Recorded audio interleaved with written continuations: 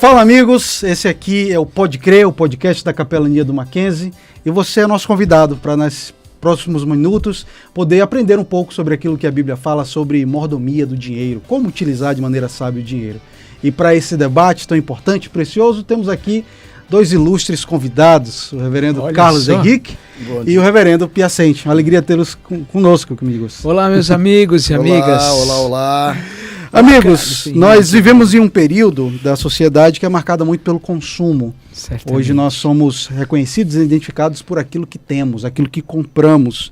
E a Bíblia fala a respeito dos bens que nós somos mordomos. Nós devemos lidar com as coisas como se de fato elas não nos pertencessem. E também a Bíblia ensina a respeito da propriedade de Deus sobre todas as coisas, né? O Salmo 24 fala que a Deus pertence a terra e tudo que nela existe. E nós, como vamos lidar com essa questão financeira, de bens, acúmulos de bens?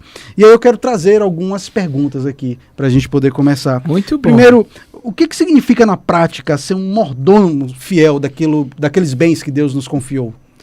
É uma pergunta extremamente importante.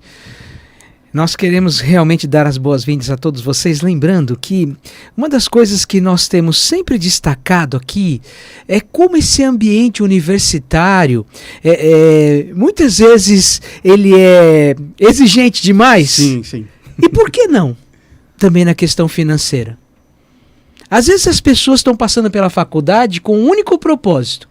Qual que é esse propósito? Fazer dinheiro. Isso é saudável para você, meu amigo? Você tem que começar a pensar nisso. É verdade.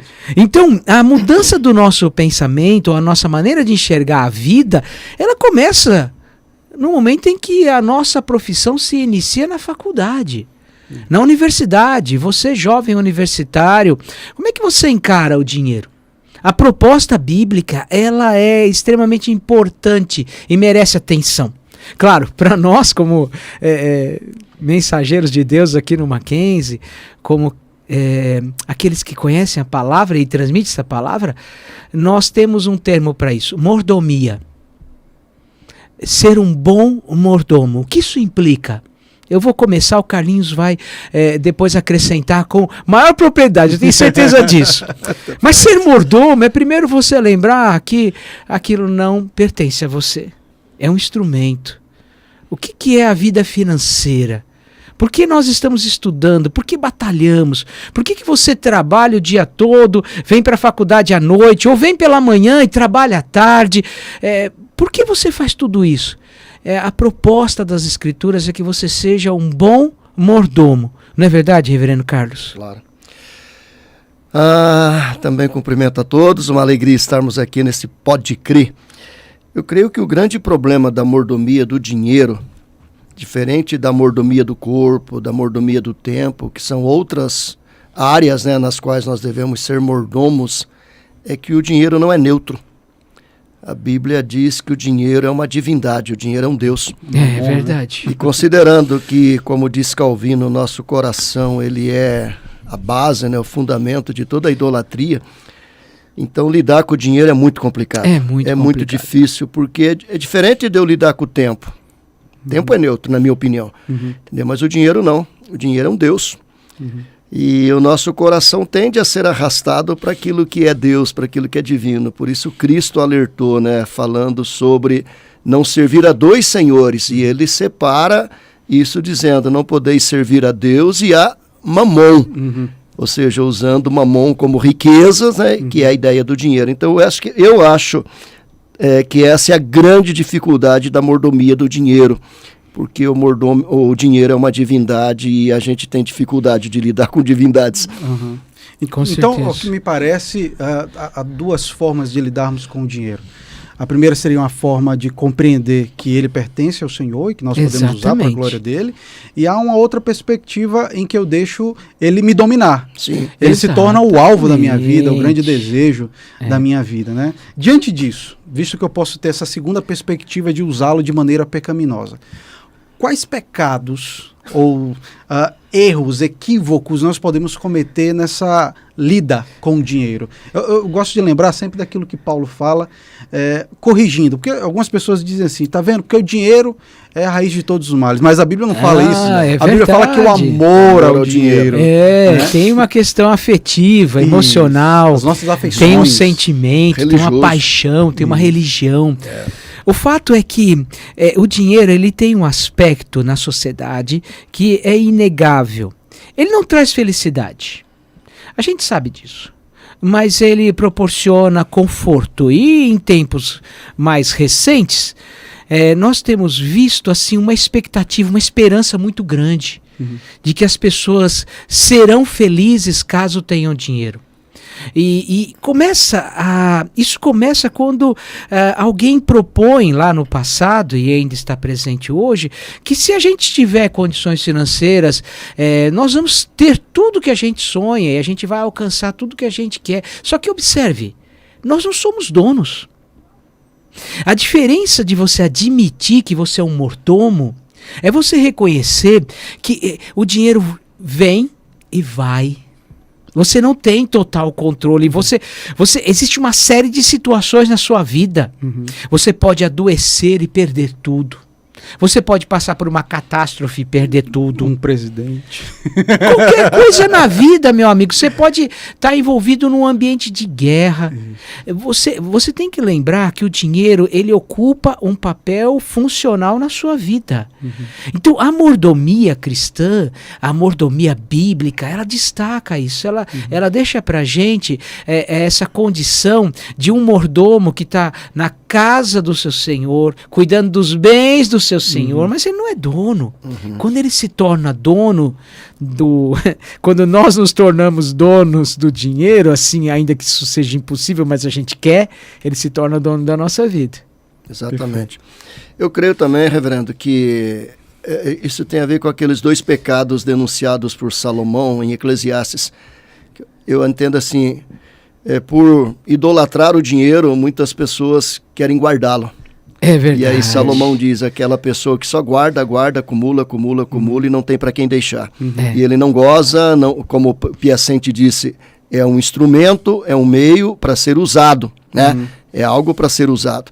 E aquela pessoa, então, ela só com medo e para querer ter e ter mais, e porque coloca toda a sua confiança no dinheiro, ele vai guardando, e daqui a pouco ele morre, e aí outro que não fez nada vem e gasta. Ou aquele que, né, por outro lado, né, Salomão também denuncia, gasta tudo. Exato. E não tem nenhum tipo de disciplina, né, vive uma vida perdulária, né, uma vida totalmente, né, sei lá, vagal, né, e aí vai gastando e nunca tem nada e nunca está satisfeito. Então, assim, o equilíbrio, para nem ser exageradamente voltado para guardar, e nem também ser perdulário e gastar de qualquer forma e não ter nenhum tipo de previdência, de preocupação, né, com o futuro, essas coisas todas. Esse equilíbrio é algo muito difícil. É muito difícil. Hoje nós estamos só em 3 aqui, deixa eu falar mais um pouco. Fica à vontade. Porque é assim, quando você não tem esse equilíbrio, você pode perder sua família, você pode perder seus filhos, você pode perder seus amigos, tendo como objetivo tão somente ter mais e mais. Exato. Então, tem que tomar muito cuidado com isso, porque ele traz para nós esses perigos. A sua ausência também é, de alguma forma, uma situação que requer cuidados. A gente tem visto... Casamentos acabam por falta de dinheiro. Mas a gente vê que a sociedade... Ou por excesso, mas a gente vê que... É claro que há pessoas na sociedade que elas não têm nem para se manter. Como pode isso? Então nós temos uma situação em países como o Brasil e outros que há carência. Sim. Mas há também um outro lado. E a pessoa fica dominada por aquilo. Então, para nós que estamos aqui ajudando a formar pessoas no Mackenzie, a gente tem que ajudar os nossos alunos. Espero que você, aluno, aluna, já comece a sua carreira pensando nisso. Como é que eu vou lidar com essas questões? Não vai me dominar. Nem para um lado, nem para o outro. Isso. Exatamente. Eu creio que há dois aspectos a respeito da nossa lida com o dinheiro que nós falamos até pouco, que é sobre a questão da generosidade. Muito Parece bom. que fica sobre nós apenas o interesse de sermos honestos com as nossas finanças, não devermos nada para ninguém, né? Ou não causar nenhum mal para outra pessoa financeiramente, pagarmos todos os nossos impostos. Mas eu creio que há duas coisas que eventualmente a gente esquece. Primeiro, a generosidade é algo que a gente busca aqui no nosso espírito maquinzista. Com certeza. Né? Sempre ter iniciativa de doar para as pessoas, né? Sabendo que há pessoas à nossa volta que realmente precisam do nosso apoio e nós somos instrumentos de Deus para poder apoiá-la, como também o contentamento do nosso coração. Então, esses dois pilares aí são importantes, né? O contentamento com aquilo que Deus me deu, que não é você ser medíocre, né? Que a gente não pode confundir as coisas. Contentamento é você estar contente, seja com muito, seja com pouco. Exato. Né? E também ter esse espírito de generosidade, né? Eu acredito assim que tanto a generosidade quanto o contentamento, ou a falta de generosidade como a falta de contentamento, é a razão de toda a corrupção, violência e crime que existe na sociedade, né? Principalmente a falta de contentamento. Porque você pega empresários, você pega pessoas que têm altos salários, principalmente toda a classe política que envolve legislativo, judiciário e executivo, que ganham altos salários, têm altos benefícios, mas nunca estão satisfeitos com o que têm. E aí, por isso, sempre estão envolvidos em escândalos, em roubos, como esse último agora, né, do INSS. Né, entre tantos, né, que a gente tem, tanto no Brasil como no mundo todo. E isso gera toda essa injustiça social, né, que o Piacente falou, que uns têm muitos e a grande maioria não tem nem o necessário para uma vida básica, né, uma vida miserável que vive por falta de dinheiro. Então essa é a questão de não estar contente, não estar satisfeito com o que tem, quer sempre mais, sempre mais, sempre mais, e isso vale para todas as áreas da vida. E o segundo, a generosidade, porque muito da generosidade que existe na sociedade, ou ela é religiosa, é feito com fins de buscar salvação, né? Então eu sou generoso porque é uma boa obra, né? Como tantas religiões, não vamos nominá-las aqui, mas faz isso como uma forma de ganhar a salvação, né? Ou aqueles que fazem para driblar o imposto de renda, e aí fazem grandes doações, mas na verdade não é porque ele é generoso. Porque quer comprar a salvação, outro porque quer driblar o imposto de renda. E a verdadeira generosidade não tem a ver nem com uma e nem com outra, né? Primeiro, porque a gente não compra a salvação, ela é dádiva de Deus. Mas uma vez que Deus nos salvou, nós temos que viver para as boas obras. E uma das boas obras é ser generoso. Perfeito. É ter um coração generoso, um coração que entende que aquilo que Deus coloca em nossas mãos, né, não é simplesmente para nosso enlevo, para nossa satisfação, para nosso prazer, mas é para abençoar, né, pessoas, abençoar o reino. É aquela visão de Calvino, né? Eu acho que foi o reverendo Roberto Brasileiro que uma vez falou que a visão de Calvino sobre dinheiro é que, né, a gente tem que trabalhar muito, né, falando, né, dessa questão de trabalho, trabalhar muito, ganhar muito, gastar pouco, para que a gente tenha muito, que é a visão do capitalismo, né? A visão trabalhar mais capitalista, muito, né? Trabalhar muito, né? Ganhar muito e gastar pouco.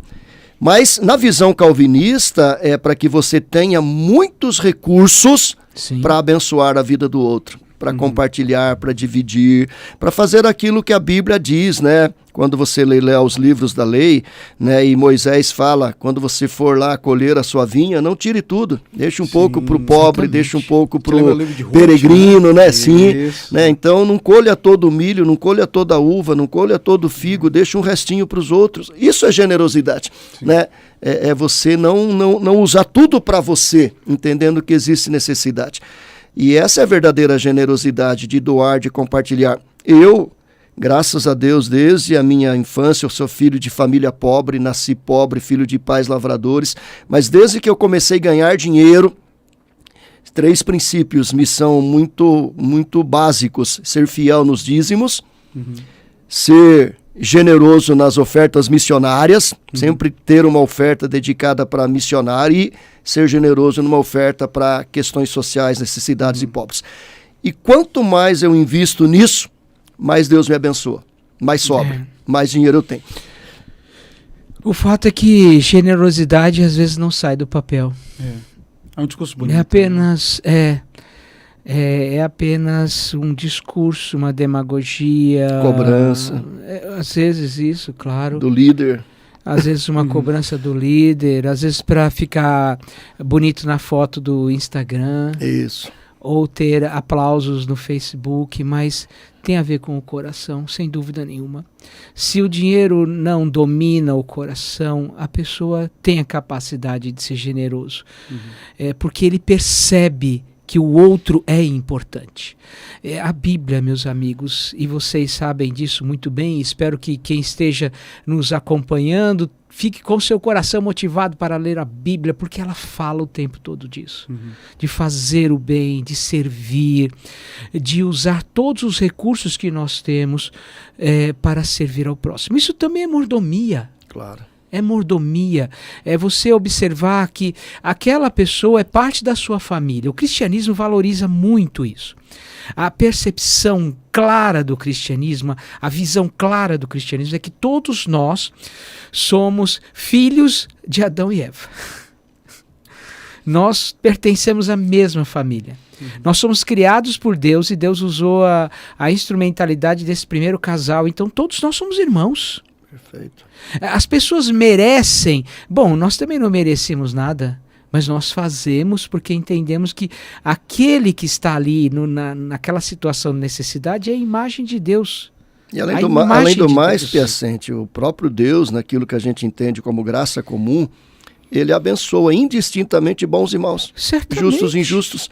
Né? Quando Jesus diz que ele manda o sol, ele manda a chuva, você vê, ele não faz acepção no exercício da graça comum. Mas olha o que está acontecendo hoje. Cada vez mais você ouve as pessoas falando, é o dinheiro, tem que dividir o dinheiro, tem que não sei o que lá do dinheiro, precisa dar mais dinheiro, precisa ter mais dinheiro. Repare, isso não deixa de ser verdadeiro porque o dinheiro é um instrumento. Então é claro que se a gente tiver uma sociedade mais equilibrada, não tão desigual nessa área, nós teremos mais conforto para todo mundo. Mas o problema é a insistência na mensagem. E isso facilmente entra no coração e a pessoa dominada, não, eu preciso ter, então eu não vou repartir. Eu não vou repartir porque vai ter falta para o meu, vai ter falta para a minha família. Lá na frente Então se fala tanto do dinheiro de uma maneira tão equivocada, ele porque é tão valorizado. O dinheiro empodera, né? Exatamente. Na nossa visão mundana, ele empodera. Mas isso faz com que as pessoas sejam também conduzidas para desejar esse poder. E aí tanto a pessoa não dá, ela retém, como às vezes usa meios ilícitos para ter, porque os fins acabam justificando os meios. É verdade que a gente tem que ter condições, todo mundo tem que ter condições, que cada ser humano tem o direito a uma vida digna. Nossa, isso daí é indiscutível. Mas a questão é, de tanto falar, acaba sendo muito mais valorizado. Ele perde o seu sentido. Ele passa a ser o grande objetivo da vida. Não tem isso como objetivo na sua vida, tá? E dentro dessa nossa fala, eu quero entrar em alguns aspectos bem práticos agora, tá? Vocês são homens maduros, passaram por diversas situações que tiveram que ter sabedoria para gerenciar a questão financeira. E, assim, algumas pessoas podem ficar em dúvida. Até qual momento eu estou sendo um consumista e até quando eu sei que aquilo de fato é necessário. Veja, eu sei que há alguns casos que são bem claros, né? Existem algumas pessoas que têm 40 pares de sapato ou diversos ternos, enfim. Como que eu posso saber se eu não estou extrapolando aquilo que realmente eu preciso ou se eu estou sendo moderado? Será que há algum ponto para eu saber, olha, até aqui?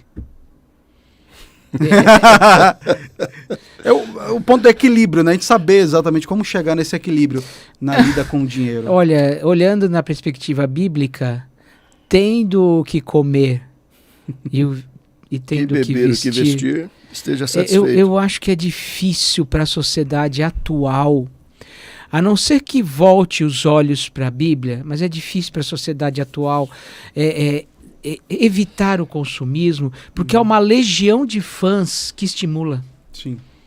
Você percebe que aqueles que estão hoje nessa condição financeira mais elevada e que são, assim, muitas vezes idolatrados por algumas pessoas, esses fãs acabam estimulando. Puxa, que legal! O fulano de tal tem 20 carros na garagem. E passou a ser normal. E as pessoas idolatram isso daí no sentido de falar assim, puxa, que legal, peraí.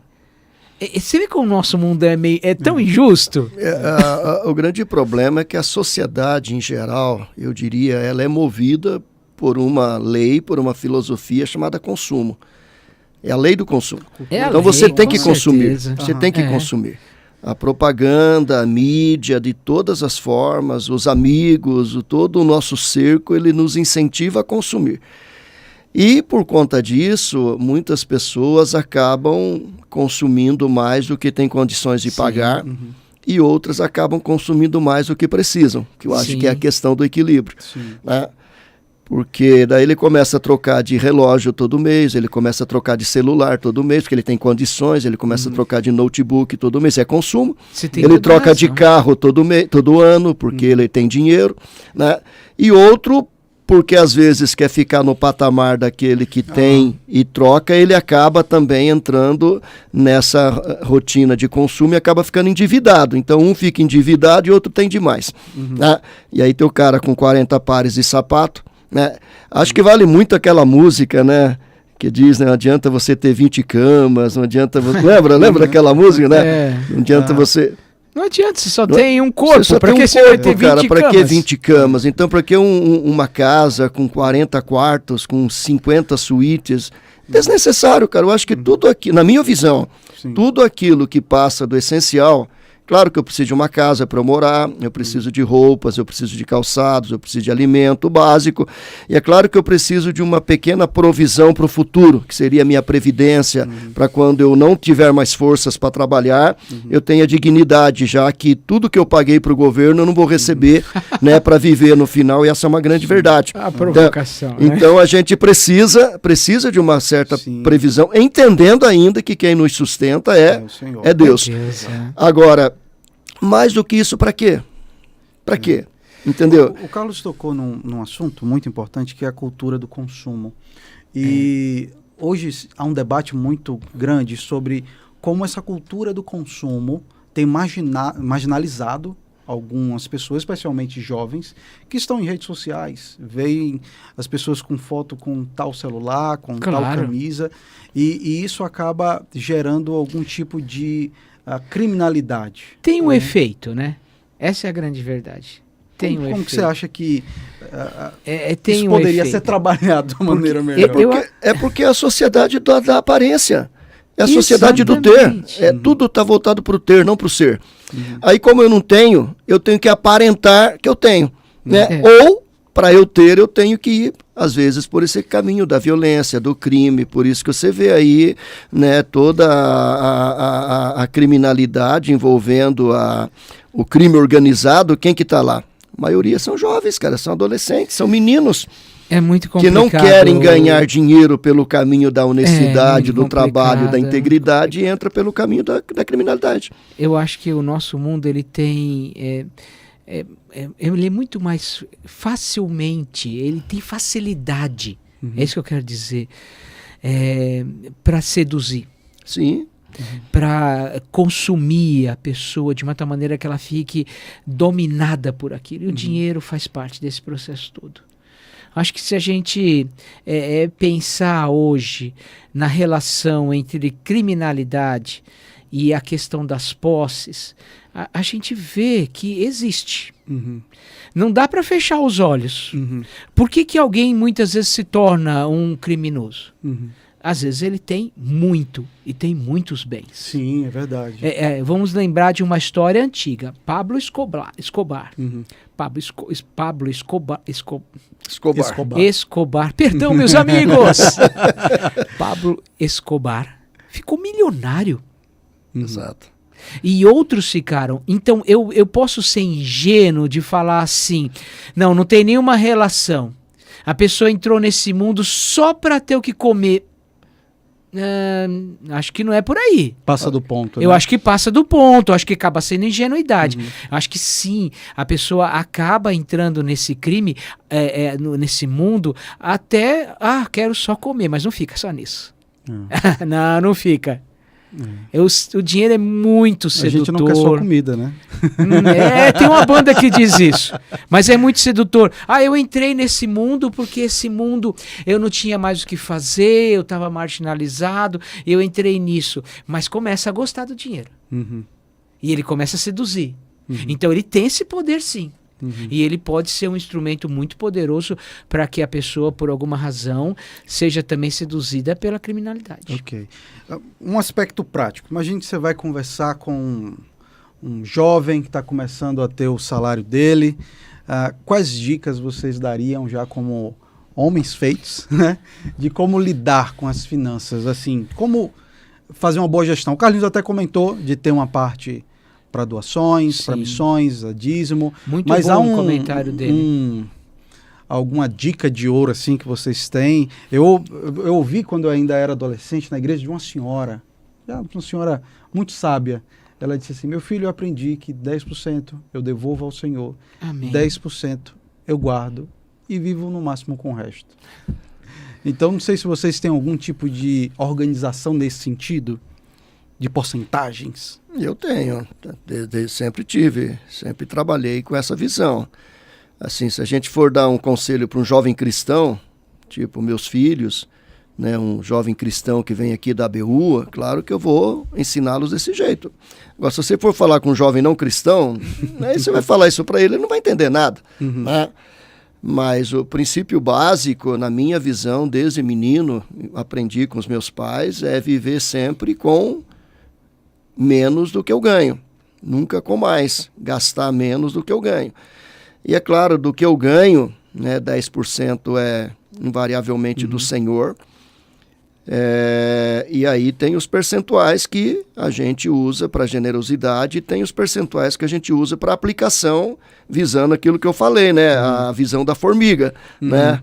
Quando Salomão diz, né, vai ter com a formiga o preguiçoso, considera os seus caminhos, né, claro, que ela guarda, porque ela sabe que ela só tem 9 meses para trabalhar, 3 meses ela não pode trabalhar, porque é o tempo do frio. Né? E é interessante, né, se você for analisar isso, porque a formiga trabalha para o outro, né? Porque ela não vive para comer aquilo que ela guardou. Porque formiga vive no máximo 2 meses, 1 mês e meio, 2 meses, 3 meses no máximo, dependendo da formiga. Né?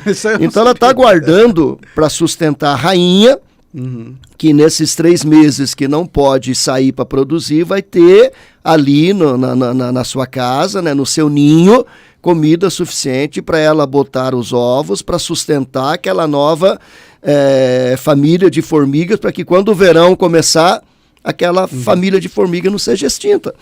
E a Bíblia diz que a gente tem que ter essa sabedoria. Então eu tenho que também, na minha visão, ter essa previdência de guardar um pouco, para mim não é incredulidade, não é guardar um pouco para o meu futuro, porque hoje eu posso produzir, mas daqui a pouco eu não vou ter mais emprego, não vou ter salário, o vigor, né? Só vou ter saída, não vou ter entrada. E se eu não tiver de onde tirar, como é que eu vou viver? Né? Então, na minha visão é essa, como cristão, entender que tudo pertence ao Senhor, é tudo dele, e que eu tenho que administrar tirando a parte dele, que é o dízimo, tirando uma parte para previdência, né, para guardar para o futuro como provisão, e aplicando outra parte em ação social, em missões, essas coisas todas. Perfeito. O Carlinhos foi muito prático. Quem está nos acompanhando aqui pôde, de maneira muito clara, ouvir conselhos práticos do que fazer. Eu queria pensar, então, um pouco numa praticidade mais do coração também. Perfeito. Claro que o coração também toma decisões. Então vamos pensar, cuidado com o que você sonha para a sua vida. Perfeito. De maneira prática, o que você quer para a sua vida? Exatamente. Qual é o propósito do meu trabalho? Eu levanto todos os dias para quê? Essa é uma pergunta prática. Uma pergunta existencial, mas necessária. Como é que eu lido com os meus recursos, no sentido de que lugar eles ocupam na minha vida? De maneira prática, como é que eu trabalho hoje?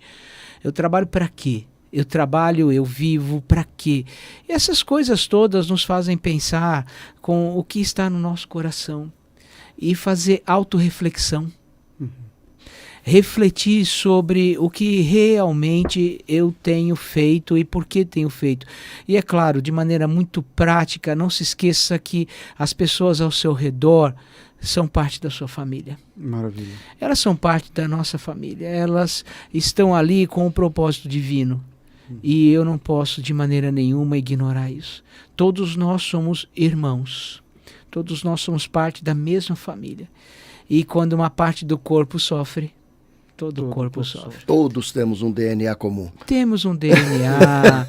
E isso daí tem que ser de maneira prática desenvolvido. De maneira prática, reserva um dinheiro para você ajudar o outro, como o Carlinhos falou. Perfeito. Sabe?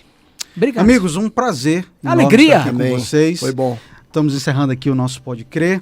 Eu quero agradecer mais uma vez a presença do reverendo Carlos Henrique, Obrigado. também o José Carlos Piacente. Foi um prazer. E amigos, Deus abençoe grandemente cada um de vocês.